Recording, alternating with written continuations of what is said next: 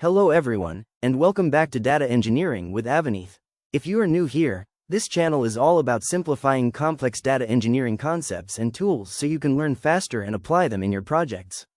Don't forget to subscribe if you want to grow your skills in BigQuery, Spark, and other data platforms.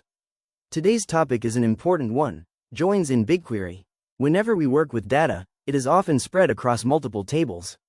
To answer business questions, we usually need to bring these tables together. And that's where joins come in. So what exactly is a join? A join allows us to combine rows from two or more tables based on a related column between them.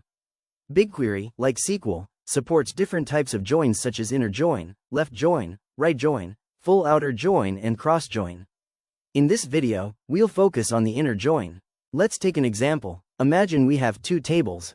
The first table is called customers, which has columns like customer ID, customer name, and country.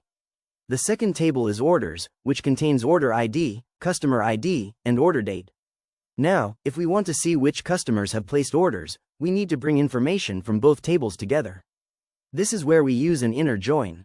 Here's how the query looks in BigQuery. Select customers, customer ID, customers, customer name, orders, order ID, orders, order date. From project, dataset, customers is customers. Inner join, project, dataset, orders is orders. On, customers, customer ID equals orders, customer ID. Let's break this down. We are selecting customer details along with their order details. The inner join keyword tells BigQuery to return only those records where there is a match between the customer ID in the customers table and the customer ID in the orders table. So, if a customer exists but has never placed an order, they won't appear in the results. Similarly, if there is an order record without a valid customer ID, that also won't show up. Essentially, the inner join gives us the intersection of both tables. This is one of the most commonly used joins because in real-world scenarios, we usually need only the matching records across two datasets. To summarize, inner joins are used when you want only the records that exist in both tables.